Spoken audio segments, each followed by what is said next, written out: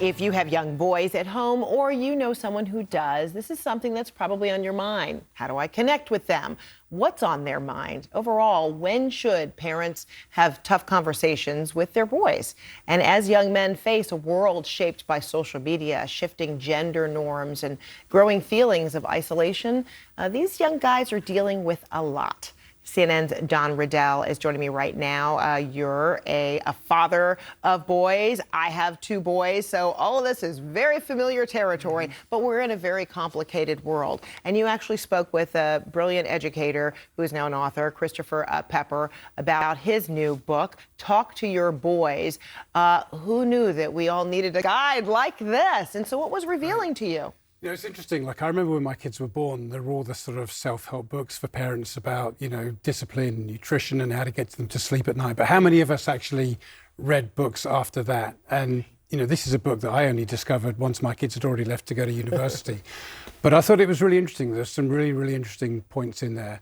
And I think the first thing that you have to recognize is, I mean, teenage boys have always had a reputation for being grumpy and difficult to reach, but I think it's become a lot harder now, as you say, with the advent of social media. Right, there's so many influences. Well, they're being pulled in a lot of different directions. Yeah, and there's less sort of in-person time. There's less real social time. Apparently, dating has gone down, and the more time kids, and in particular boys, spend in these places, it doesn't take the algorithm very long to figure out that they're young men, and then there's just a tsunami of information and influence coming their way that we as parents might not be aware of. So the bottom line is, it is being encouraged that you have to connect with them, you've got to talk with them. But then you were just sharing with me that you've learned through him, it's about timing.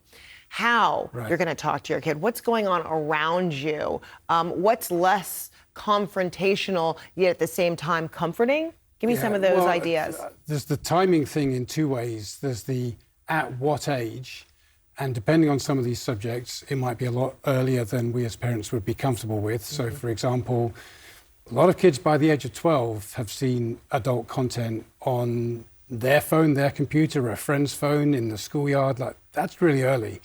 And I would think parents might not want to go there before that point because you don't want to pique their curiosity, but they're not going to bring it up to you. So you do need to kind of address that this stuff is out there and use it as a teaching moment. Like, they're going to see it at some point.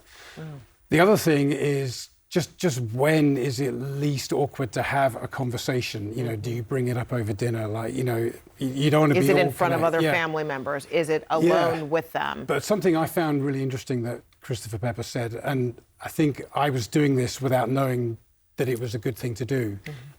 Side-by-side conversations are good because there's no eye contact, or there's less eye contact. So we're in the car driving.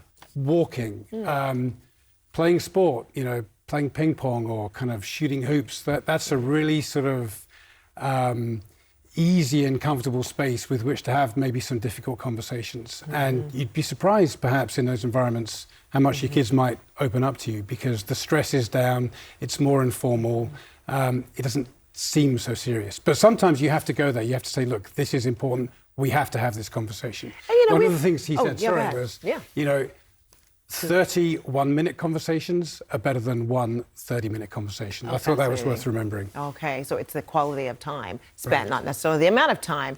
And then, you know, I guess a lot of young men, boys are feeling kind of forgotten or ignored. I mean, there's been a lot of attention, understandably and deservedly, on girls and growing up and the development of and young women. And so I've heard some experts say recently that a consequence of that has also meant that some young men are feeling like, well, what about me? Is this kind of folded into that, on, you know, why this instruction is coming at this point where there is, I guess, a dearth of guidance on how to talk to our young men? I mean, I think they're confused. You know, in general, the stereotype of that kind of teenage boys at the moment is that they're very confused.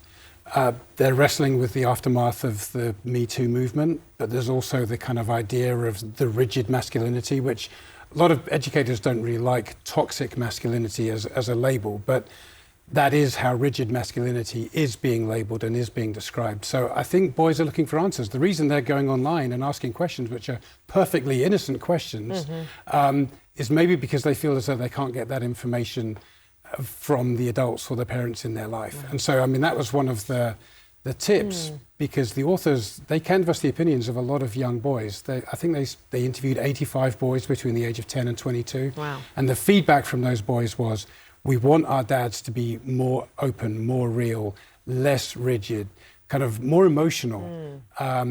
And I guess sometimes that's difficult. You want to raise your young boys to be sort of strong and tough, but actually They want to see vulnerable maybe that's not what dads. they need. Yeah. Interesting. Watch a weepy movie with them. I love that. What's your weepy movie? Oh, I've got loads. Okay. Gladiator, Interstellar. I'm usually a puddle at the end of those. I got you. Atonement, I will only watch Right. once with them. Okay. I lost control of my shoulders. Oh, I got you. And for my We're not husband, doing that it's again. Forrest Gump. And I know I just outed him because I just saw him last night. I'm like, this is the movie where I saw you cry. But it's good, But to it's watch that good. with your sons. I love Yeah. that. Yeah. All right. Yeah. Being vulnerable is good. All right. Don Riddell, thank you so Okay. much. That was really lovely. I appreciate that.